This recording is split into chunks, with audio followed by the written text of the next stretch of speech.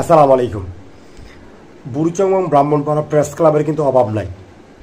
বুড়িচংয়ের 4 থেকে 5টা press club, Brahmanpara 3টা প্রেস ক্লাব, সব মিলিয়ে সাংবাদিক 30 জন হবে। ধরলাম 30 জন সাংবাদিক।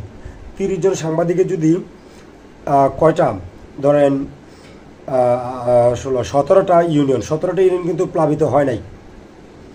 যে যে অঞ্চলগুলো প্লাবিত হয়েছে প্রতিটা ইউনিয়নে যদি 2 জন করে সাংবাদিক লাইভ করে, বিভিন্ন সমস্যাগুলো তুলে ধরে প্রতিনিয়ত, তাহলে কিন্তু সারা দেশের কাছে আমাদের এই বুড়িচং ব্রাহ্মণপাড়ার যে অসহায় মানুষের হাহাকার এটা কিন্তু তুলে ধরা যায়।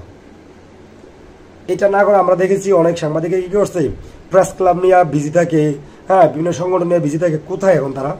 আমার মনে হয় সকলের প্রতি আমার আকুল আবেদন থাকবে, খুব দ্রুত আপনি আপনার এলাকায় গিয়ে লাইভ করুন, আপনার এলাকার সমস্যাগুলো জনসম্মুখে তুলে ধরুন, সরকারের সামনে তুলে ধরুন, উপজেলা নির্বাহী কর্মকর্তার সামনে তুলে ধরুন, বিভিন্ন সংগঠনের সামনে তুলে ধরুন।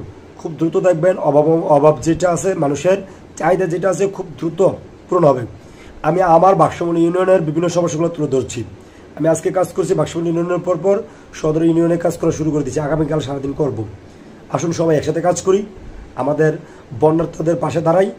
আমার আপনার লেখনের কারণে যদি তাদের বিন্দু পরিমাণ উপকার হয়, আসুন আমরা লিখি। এটা আমার সাংবাদিক ভাইদের প্রতি মেসেজ।